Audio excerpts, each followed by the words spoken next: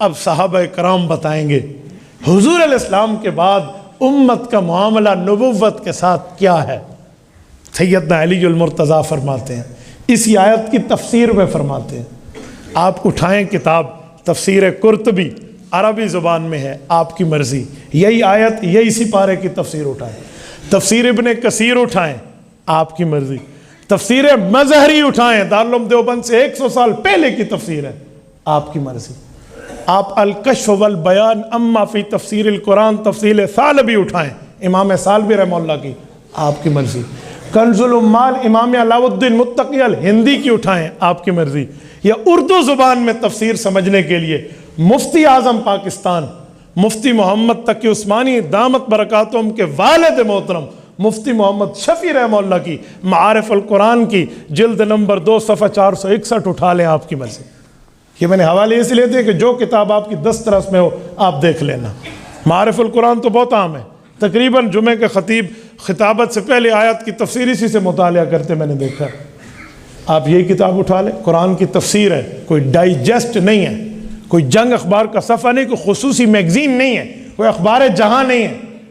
वो फरमाते हैं सैयदना अली मुर्तज़ा फरमाते हैं, इस आयत पे अमल हमने हुजूर की ज़िंदगी के बाद यूँ देखा, दुनिया वाली ज़िंदगी के। अल्लाह के रसूल जब दुनिया से तशरीफ़ ले गए, एक देहाती हुजूर अलैहिस्सलाम से मिलने आया। अब मैं समझाने के लिए कहता हूँ, वो देहाती दूर से आया था, उसे नहीं पता था कि मदीना में ये कोहराम मच चुका होगा, इतना बड़ा वाक़या हो चुका होगा कि सरवर कायनात सल्लल्लाहु अलैहि वसल्लम दुनिया से तशरीफ़ ले गए, पर्दा फरमा गए, आप अलैहिस्सलाम का इंतकाल पुरमलाल हो गया, उसे नहीं पता। जब वो मदीना मुनव्वरा पहुँचता है, उसे दीवारें अजनबी नज़र आए, बंदे बात न करें, परेशानी का आलम देखे, तो सीधा रसूलुल्लाह सल्लल्लाहु अलैहि वसल्लम की कब्र मुबारक पे आया तो उसे समझ आ गया, अच्छा ये मामला। अभी 3 दिन गुजरे, लम्मा दफन्ना रसूलुल्लाह सल्लल्लाहु अलैहि वसल्लम बाद बिसलासति अय्याम, सैयदना अली मुर्तज़ा के लफ्ज़ 3 दिन गुजरे थे। जाए राबियुम मिनल बदवी, देहात से आए, आकर बैठे। अब मामला तो समझ गया, इसकी आंखों में वो ख्वाब सजे हुए थे कि जाऊंगा हुजूर तशरीफ़ फरमा होंगे, दीदार का शरबत पीऊँगा, हुजूर अलैहिस्सलातु वस्सलाम की ज़ियारत करूँगा, और फिर कोई अगला काम होगा। तो अब तो सारे ख्वाब टूट गए ना। कब्र पे बैठ के मट्टी पे ऐसे हाथ रखे हुए हैं और कहता है, या रसूल अल्लाह, क़द अनज़लल्लाहु फ़ी किताबिकल मुनज़्ज़ल, अल्लाह ने आप पर जो कुरान उतारा है उसी में रब ने हमें यह तसल्ली भी दी है। वलौ अन्नहुम इज़्ज़लमू अनफुसहुम जाऊक, गुनाहगार आपके पास आए, फस्तग़फ़िरुल्लाह, खुद भी माफ़ी मांगे, वस्तग़फ़र लहुमुर रसूल, वस्तग़फ़र लहुमुर रसूल, पैगम्बर भी उसके लिए माफ़ी मांगे, लवजदुल्लाह तव्वाबर रहीमा, रब 2 इनाम देगा, पिछले गुनाह माफ़, अगली ज़िंदगी पर रहमत। जितो का, अब उसने अपनी बात की, अब मैं आ गया हूँ मुस्तग़फ़रन लिज़ुनूबी, अपने गुनाह को कबूल करके रब से माफ़ी मांग चुका हूँ। व मुस्तशफ़िअन बिका इला रब्बी, मेरा अल्लाह पर तो मौत नहीं आई ना, मेरे अल्लाह पर तो वफ़ात नहीं आई, मैं अपने अल्लाह की दरबार में आपको अर्ज़ करता हूँ कि मेरी वही दुआ कर दें जो आपको हुक्म है। मुस्तशफ़िअन बिका इला रब्बी, यानी मेरी सिफारिश कर दे। ये वफ़ात के बाद कह रहा है, कब्र मुत्ताहर पे कह रहा है। सुने, ये कहकर वो रोने लग गया, और रोते रोते जब उठा ना, तवज्जो तवज्जो तवज्जो मुझे रखें, खैर है वो बंदा बंद करेगा अपनी मोबाइल फ़ोन की घंटी, देखना। जब उठा ना, हज़रत अली मुर्तज़ा फरमाते हैं, हम मंजर बड़ी हकीकत से देख रहे हैं। फ़नूदियहु मिनल क़ब्रि अन्नहु क़द ग़फ़र लक, इसे कब्र अतहर से खुशखबरी सुनाई गई, ओ उम्मती, रब ने तेरे गुनाह माफ़ कर दिए हैं, तेरी मग़फ़िरत हो गई।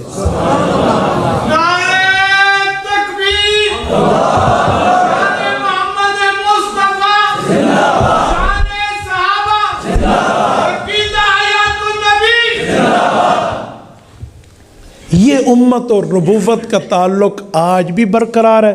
तो ये तो मुफस्सिरीन लिखते हैं जो मैंने पढ़े हैं, फसबता अन्ना हुक्मल आयति बाकिम बाद वफ़ातिही, कहा इस बात से सबूत मिल गया कि इस आयत का हुक्म क़यामत तक की उम्मत के लिए बाकी है।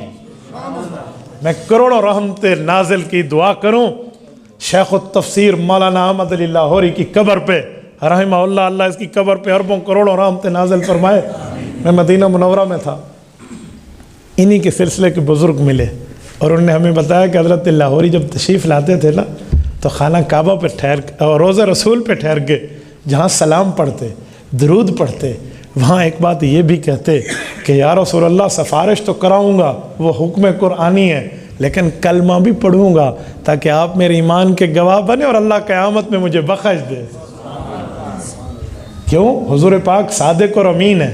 सादिक इनसे बड़ा सच्चा कोई नहीं है, अमीन इनसे बड़ा अमानतदार कोई नहीं है। जब आप कलमा पढ़ के अमानत कब्र अतहर पे देंगे और ये अमानत हुजूर आपको क़यामत के दिन में लौटाएंगे तो फिर बंदे की मगफरत यकीनी है। अब ज़रा सुने, एक बंदा मुझे कहने लगा ये तो कब्रों से मांगने का तरीका है। मैंने कहा मेरे भाई थोड़ा सा कूलअप, ठंडे मिजाज से ज़रा सोच, ये किसी पीर फ़कीर दी गल है या हुजूर दे सहाबी दी? कहने लगा बात तो हुजूर के सहाबा की है। मैंने कहा शिरक तुझे ज़्यादा समझ आता है, सैयदना अली मुर्तज़ा को नहीं आता। मरहब मुशरक सारी अमर बिन अब्दवद मुशरक जब जंग खंदक में खंदक क्रॉस करके आया, जो 1000 बंदे से तन्हा लड़ता था, अली मुर्तज़ा की तलवार के एक वार ने उसकी गर्दन उड़ा दी। अली शिरक बर्दाश्त नहीं करता। और अगर ये वाक़या शिरक है, अगर ये वाक़या कब्र से मांगना है, अगर ये वाक़या बुत परस्ती की दलील है जैसे तू समझ रहा है गलत फहमी पर, तो अली मुर्तज़ा पर क्या फतवा देगा? एक बंदा मुझे कहने लगा देहाती का नाम क्या था? मैंने कहा यार 1 मिनट के लिए, उसका नाम कोई नहीं था। तो फिर क्या हुआ? कहते फिर नाम बताना पड़ेगा। मैंने कहा 1,24,000 अंबिया हैं, कुरान में 28 के नाम है, बाकियों के नाम नहीं है, तो क्या करेगा? कहते अल्लाह की बात सच्ची है, रब ने फरमा दिया हम मानेंगे चाहे नाम हो या ना हो। मैंने कहा अली मुर्तज़ा की दलील सच्ची है, चाहे उसका नाम हो ना हो हम मानेंगे। यार हजरत अली तो नाम मालूम है ना, हजरत अली तो ताईद और तस्दीक और तस्वीब कर रहे हैं। हजरत अली ऐसे कर रहे हैं, कोई मजाक है? अली मुर्तज़ा रज़ी अल्लाह अन्हु शिरक और तौहीद की बात उसे नहीं समझ आती। हाँ हाँ, जो ऐनक तूने शिरक की अपने आंखों पे लगा ली है ना, वो शिरक की ऐनक उतारेगा, अली मुर्तज़ा की मोहब्बत की ऐनक लगाएगा तो मसला समझ आ जाएगा। हमें ये ऐनक नहीं चाहिए जो हमें अली से दूर कर दे। हम दुनिया में भी अली वाले बनना चाहते हैं, आखिरत में भी अली वाले बन के उठना चाहते हैं। हजरत अली तायद कर रहे हैं, बल्कि इससे बढ़ के कहूँ, इससे एक जुमला बढ़ के, शम्सुल मुफस्सिरीन मौलाना हुसैन अली वामबचरवी रहमहुल्लाह 1934 में इंतकाल है। उनकी जिंदगी की आखिरी किताब तहरीरात हदीस उठाएं, हमारे भाइयों के घर से छपी हुई है, इशात एकेडमी मोहल्ला जंगी पेशावर से छपी हुई है। सफ़ा 370 उठाएं, वो लिखते हैं वसमिअ अस्सहाबतु वलम युनकिर अलैहि अहद। मजमा सहाबा सुन रहा था उसके इस अमल और इसकी बात को, और किसी ने उसको मना नहीं किया था। आप में से कितने दोस्त मस्जिद नबी गए हुए हैं? जरा हाथ खड़ा करें जो गए हुए हैं।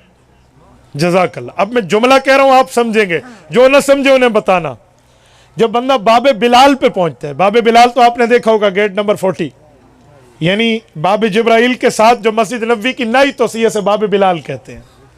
बाबे बिलाल पे आप आए ना, बाबे बिलाल से 4 सतून क्रॉस करे, 5वें से लेकर 7वें सतून तक जो मस्जिद नबी है, ये वो जगह है जो हजरत मौलाना हुसैन अहमद मदनी रहमतुल्लाह अलैह का घर था, फिर हजरत शेख ज़करिया को मिला, आज इन्हीं का घर मस्जिद नबी का हिस्सा बन चुका। ये हजरत मदनी रहमतुल्लाह अलैह जहां दर्स देते थे, जहां रिहायश फरमाते थे, और इधर हजरत शेख ज़करिया रहमतुल्लाह अलैह रहते थे। और अल्लाह ने उलमाए देवबंद से क्या खिदमत सर अंजाम दिया। यार मैं एक बात मजीद कहता हूँ, ये जब मस्जिद नबी की तोसी हो रही थी, उस वक्त शाह फहद ये मदीना तैयबा के गवर्नर थे, उस वक्त ये खादिम उल हरमैन नहीं थे।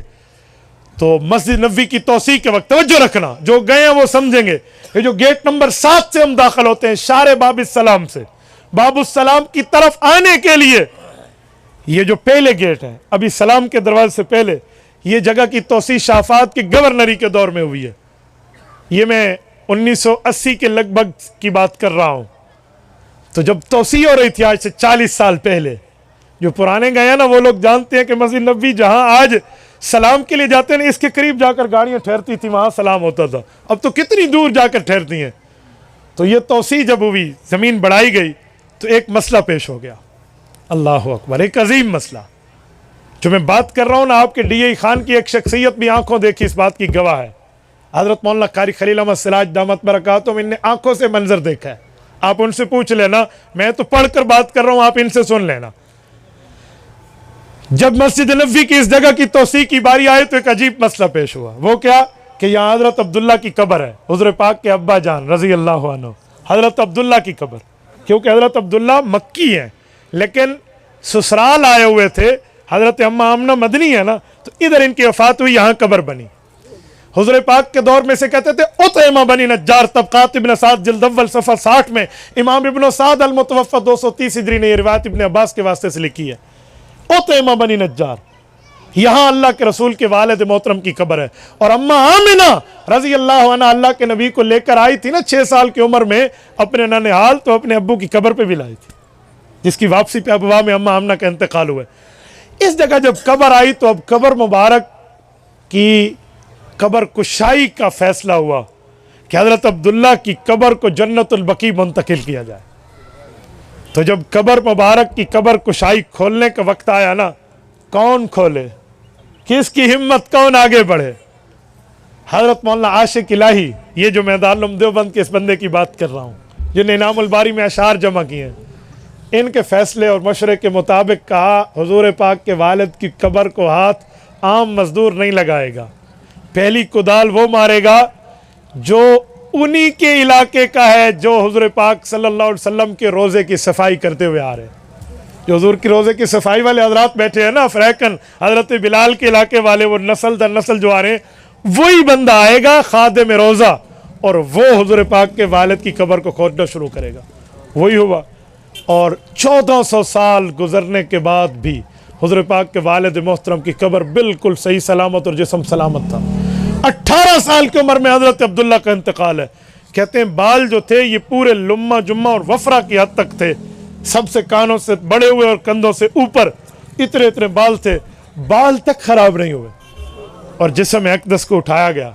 इन उठाने वालों में हज़रत मौलाना आशिक इलाही रहमतुल्लाह अलैह, हज़रत मौलाना उबैदुल्लाह अनवर रहमतुल्लाह अलैह, हज़रत मौलाना उबैदुल्लाह अनवर मौलाना अहमद लाहौरी रहमतुल्लाह अलैह के फर्जंद हैं। अपने बेटों समेत इनको उठाया, मौलाना अजमल और मौलाना राशिद समेत उठाया। इस पे हज़रत शेख ज़करिया रहमतुल्लाह अलैह की शमूलियत, मौलाना आशिक इलाही बरनी की है। और सबसे पहले हाथ उठाने वाला वही रोज़े का खादिम है। ये उठाकर जन्नतुल बकी ले गए हैं। कारी साहब कहते हैं मैंने अपनी आंखों से मंजर देखा है, मैं वहीं था, किताबों में अलहदा, ये बंदा है नहीं शायद इस बात का। ये भी अल्लाह पाक ने उलमाए देवबंद के हाथों ये तमाम काम कराए हैं। हदीस की खिदमत भी की है, सीरत की खिदमत भी की है, रसूलुल्लाह की ज़ात अक़दस के मामलात भी आगे बढ़ाए हैं। तो ये हमारे उलमाए देवबंद उलमाए हक़ की खिदमत हैं, जो अहदीस पर भी हैं और हुज़ूर पाक अलैहिस्सलातु वस्सलाम की ज़ात अक़दस